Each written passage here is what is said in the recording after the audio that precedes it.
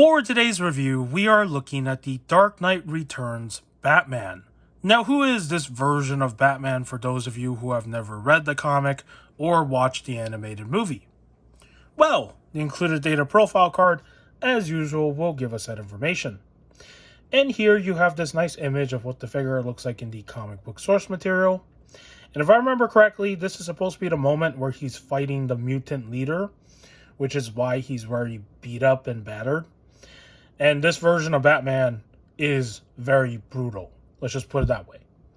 Oh, and one more thing. How come we haven't gotten the mutant leader in figure form yet for DC Multiverse? They should do that. Or else this wouldn't be complete. So, yeah. Alright.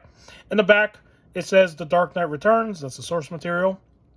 And it reads, this masterpiece of comics storytelling brings to life a dark world and an even darker man. Frank Miller completely reinvents the legend of Batman in his saga of a near-future Gotham City gone to rot, 10 years after the Dark Knight's retirement. So, for some context of what Dark Knight Returns is about, basically in this future, Superman works for the government. He's the president's lapdog, and that's the reason why Batman fights with Superman, because he doesn't like the fact that Superman is now a government puppet. And then on top of that, Batman has to deal with Gotham City because you have a new gang that has basically overrun Gotham, and that's the mutant gang run by the mutant leader. So he has to come out of retirement and deal with that. And on top of that, Joker's back for one final round. So it's just pretty much chaos in this story. And Batman needs to do Batman stuff. And I'm pretty sure someone else can explain this better than I can. So, but the point is, if you've never read the story or watched the animated movie, do so. It is worth the time. It is a good story. And Batman vs. Superman, the Zack Snyder movie, took a lot of influence from this source material. So, yeah, that's where a lot of those ideas come from. All right. This is a collector edition figure, after all. So, let's talk about what you get in this box in terms of accessories. And let's start with the interchangeable hands. And as you can see on the figure, I already have the hands swapped off. So he does come with two pairs of fist hands. He has one for the right and one for the left. In this case, this is the left and this is the right. I said it in the wrong direction. Okay. And he also has this hand accessory, which is really interesting. He's holding like 4 batarangs, but he's not throwing them. He's holding them like freaking brass knuckles. That's how brutal this Batman is. Like, he's not holding back anymore. And that's why I said the mutant leader fight in that movie was pretty freaking brutal at the end. Let's just put it that way. So, yeah, he's not messing around. I wish these were painted in a different color because they are all blue, like his gloves. So, you can't really see the difference. I wish they were painted like a different shade of blue. So there's like a, kind of like a contrast, right? So there's that. And he also comes with 2 pairs of item holding hands. So these are not new. I think the original version of this figure also had these 2 pairs of hands. And they were meant for holding this accessory, which is also not a new accessory. So if you have the other version of this figure in the other color, you would have seen this before. And he also comes with this hand, which is meant for the last accessory that I'll talk about after talking about this head sculpt. So in the package, he is packed with this head sculpt on the figure. So this is the secondary head sculpt that you get, which is the mask head. I like the fact that this figure actually has an unmasked head as well. And I think they did a really good job, I'm trying to speak here, on sculpting this head sculpt. I like the way it came out. It pretty much looks like what he looks like in the comic, so pretty cool. And now, on to the last accessory. So, they took the card stand out of this box now because this entire wave for collector edition, when this figure came out, had no card stands. And instead of, just leaving it like this with just these few accessories, he actually got like what I would say like a bonus, something that you don't see often with a lot of modern action figures.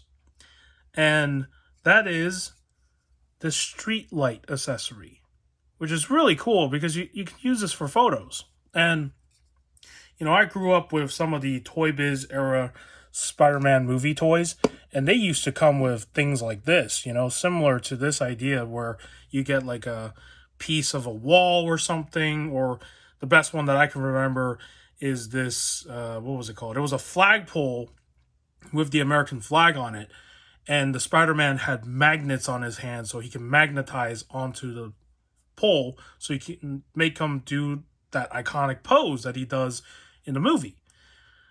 So things like this, you don't see often anymore with modern action figures. It's really rare. And I like the fact that they included this. Even though it is like cheap hollow plastic, I mean, it's still pretty cool to have. So, just take good care of it. Don't break it. And yeah, you can use it for photography. And that hand that I was talking about is supposed to go with this because this particular street light is supposed to be a representation of Crime Alley, where his parents were murdered. So you can have him, with this hand holding onto this street light, and you could probably use this head sculpt and have him looking down. You can do that kind of pose as well. So there's that. Or you can use this for anything else. It doesn't have to be with Batman. It could be with other figures as well. So, get creative. And that's why I like the fact that this accessory is included. All right. And that is basically everything in this box. Let's talk about the figure and the aesthetics. So this body buck is not a new body buck. This is probably, I don't even know how many times this body buck has been reused. But, we've seen this body buck before. But for my channel, this is the first time I've talked about this Batman figure. So this body buck was originally sculpted for the Dark Knight's Return Batman. It was an original sculpt. And to me, I like this figure mold. It works for this character because, he is very bulky looking in the comics. Like, that's just how he's drawn. And if you're on a budget and you're not trying to spend, hundreds of dollars on like the Mafex version, because I know there are better versions of this Batman out there in figure form that you probably buy. It's not bad. Now, the articulation is probably not the best. That's something that you'll have to live with because, he's very simplistic in articulation, and you're not going to get like the crazy type of, poses you want to do like what the Mafex version can do. But in terms of sculpt, though, I think it's still pretty good for what it is, right? Like the way that this body is sculpted, all the wrinkle lines, all this. So, for that, it's still pretty cool. One thing I don't, well, not one thing. There's a few things I don't like about this figure, actually. So, the first thing I don't like is the fact that this cape is being reused again. There's a repainted version of him coming out very soon that's supposed to mimic the comic cover. And for some reason, that one has a cloth cape with wires. In this same wave, and we looked at a figure from the same wave last week, Huntress also has a cloth wired cape. So why did they not give him one? And then why is the repainted version getting that upgrade? It's really strange. I don't understand what happened here. But again, some of these figures were probably made in the production timeline earlier, so who knows? Like maybe this change of the cape was later on. That's a possibility as well. But to me, I still think that he should have gotten a cloth wired cape because, reusing this plastic cape is kind of lazy. Or not actually kind of, it is lazy. And with the fact that most figures now are getting cloth wired capes, it would have been awesome if this was like a blue cloth wired cape, and that would have made this figure even better. And the other thing that I don't like about this figure is the fact that these rips on his costume are just printed on. And I think I talked about this before when I did the review on the Batman versus Bane 2-pack. These should have been sculpted. In my opinion, they should be sculpted because it looks more realistic in that way because it's part of his costume. The fact that they're printed on, it just doesn't work. Like, it just looks so lackluster. And if it was actually sculpted with a little bit of tears, it would actually make this figure even better. But yeah, those are like the tiny nitpicks that I don't like about this figure in terms of these type of details. But for everything else, like the colors, like up here, right? Like the way that this is painted, I do like this. I don't know why this isn't used throughout the whole suit. Because if you look at his head sculpt, like the blues that they used up here, I really like this blue. It's really beautiful. But they only use it for this top area. I don't know why they couldn't have, like, you know, mixed in that blue with the rest of this figure. Because all the blues down here are pretty much dark blue. Meanwhile, up here, you have this really nice looking blue. So, there's that. And let's talk about that head sculpt. He has a really nice looking head sculpt. It is similar to the other figure in terms of how the head is sculpted. It's just the, you know, his mouth is different because on the other version, let me just bring that in really quickly. And I'm going to bring him back in for comparison. You can see that his mouth is open. So, yeah, it's the same head sculpt, just a different sculpting with his facial expression. I do like the belt. I like how it's all yellow. I really like that. Of course, this could be painted better. There should be some details on there. But yeah, that's pretty much it for aesthetics. Like, there's not much to talk about when it comes to the rest of the details on this, because most of it is pretty much sculpted details that we've seen before with this body buck. Just a slight few changes to the paint, so nothing too crazy. But again, if you're on a budget, you want this version of Batman, I think this one is not too bad to pick up. But if you want the Mafex version, then there's that one out there as well. All right, let's talk about the articulation. And I've never shown the articulation of this figure before in any of my videos, so this is going to be the first time. So this body buck is very simplistic. It's not the best when it comes to articulation because, you know, there's a lot of pieces here that do hinder certain parts. So the one thing you will notice right away is that there is no bicep cut up here. And that was the interesting thing about the Build-A-Horse wave, is that when the first version of this Batman and the Superman and the Joker came out, they all had no bicep cuts. Instead, they had a single jointed articulation. And what's even more interesting is that the Joker did not even have the rotation down here for his arm. So these were very interesting in sculpt at the time when they came out. So just want to point that out. So as you can see, he does have single jointed. He does have rotation here. And he also has the ability to spread his arm out, so that's pretty good. The butterfly joints are pretty much useless on this figure because you're not going to really get much range with those joints. It's really baffling to me still that, you know, they add this in, and it feels like this is not even a joint. It's just in there to cover the gaps, and it's not even an actual joint. Because if you know how butterfly joints work, they're supposed to be able to move. And there's not enough room here that they cut out for that to move. So to me, these are just meant to fill in the gaps so they don't, you know, show that ugliness.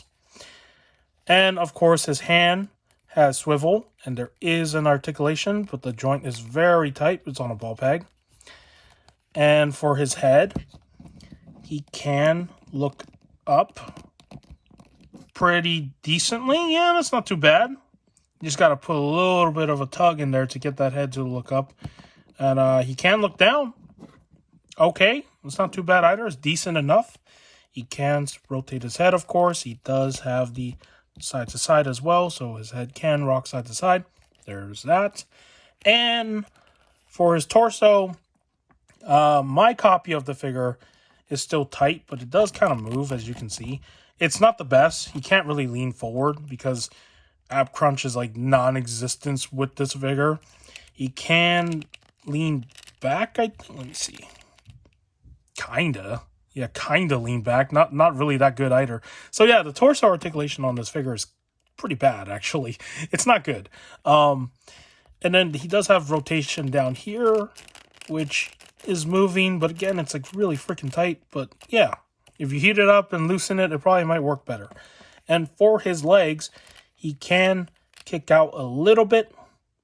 Yeah, it's not the best. You can't get him to do a full kick because this is not soft enough. And then the belt up here is also an issue. I think if you carve out enough room or do some modifications, you could probably get this leg to kick out a lot better. And speaking of his leg, of course, he does have double jointed legs, of course, so you can do that. He does have articulation down here by the feet. And I move the camera a little bit. And he also has swivel and toe articulation.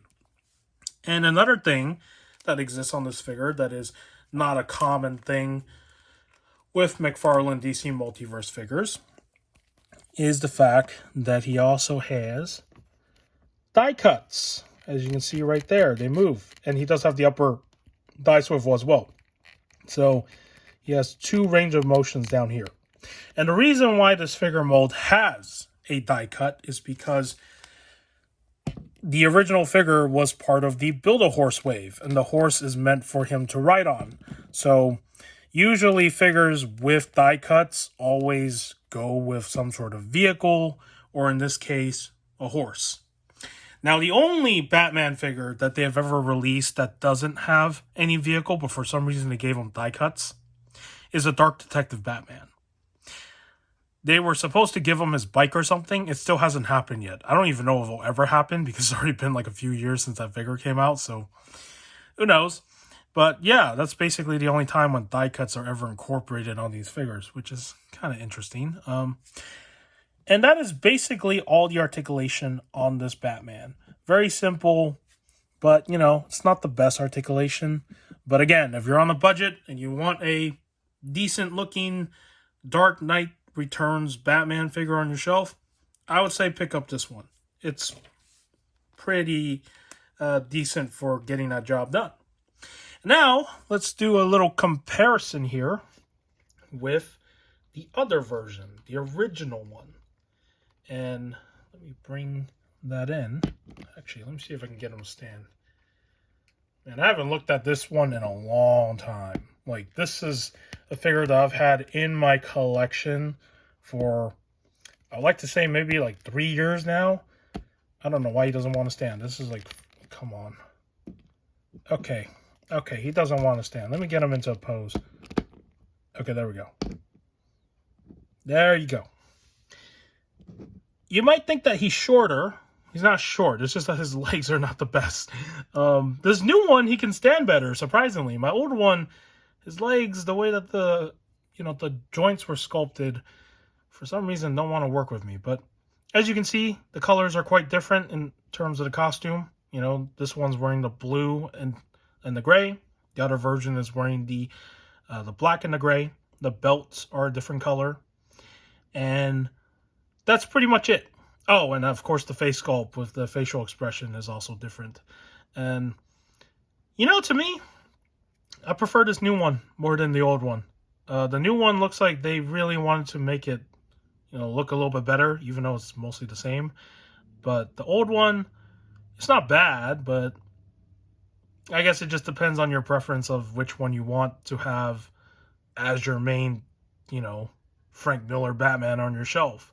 And and I guess you can see that there is a difference in the gray. I just noticed this is a lighter gray, this is a darker gray. So there are some slight differences in the colors there, but yeah, most of it is pretty much the same, right? So that is basically it. So, all right, and there's that comparison. And then let's just do this one for fun. Here he is next to Fortnite Girl. It's freaking giant. And yeah.